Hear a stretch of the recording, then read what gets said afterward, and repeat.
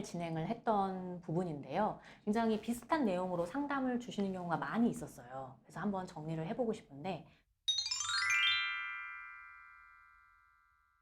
남편이 내 외도 사실을 알게 되었다. 이렇게 이제 상담을 오셨어요.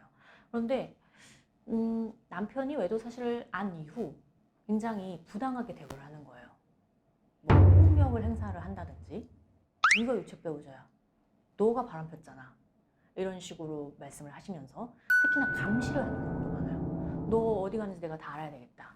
그래서 거의 감금 수준으로 지금 뭐 아예 상담 자체를 못 와서 뭐 가족이 되시는 오시는 경우라든지 이런 경우들을 종종 봐왔어요.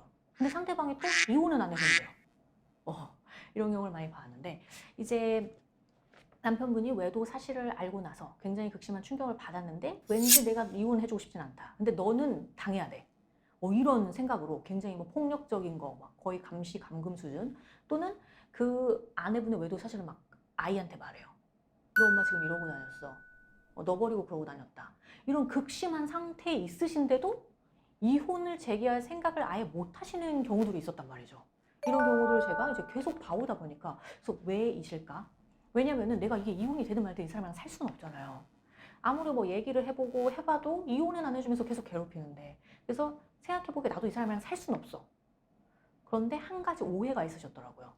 이혼소 접수 자체를 못한다고 생각하시는 경우가 있어요.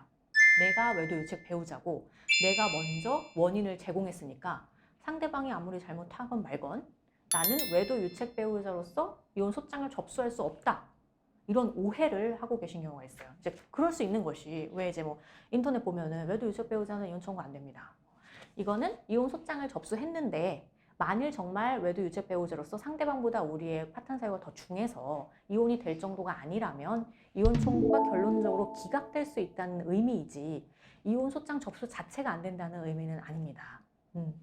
그래서 실제로 이런 경우에 결국 이제 소장을 접수를 하시는 경우가 많이 있죠. 그래서 상대방도 우리의 외도만큼이나 귀책 사유가 있다, 둘 다 잘못이다 사실, 이래서 이혼이 되는 경우라든지, 또는 상대방은 뭐 별다른 이혼 사유가 없고 우리만 이혼 사유가 있는데 상대방도 결국에는 그래 나도 못 살겠다, 이혼에 동의하는 경우라든지, 이렇게 해서 결론적으로는 이제 이혼으로 가는 사례들도 꽤 있고, 그러다 보니까 사실 이혼이 안 될 수도 있는데 이게 유일한 방법인 거예요. 협의 이혼을 상대방이 안 해주니까 이 상황에서 벗어나는 방법이. 그래서 뭐 필요한 조치를 해두시고 별거를 하면서 이혼 소송을 제기하시는 경우가 이제 많이 있으니, 이게 아예 안 된다고 생각하고 상대방이 어떠한 부당한 대우도 참을 것이 아니라 좀 상황을 보셔서 이제 진단을 받으실 거를 권해드리고 싶습니다.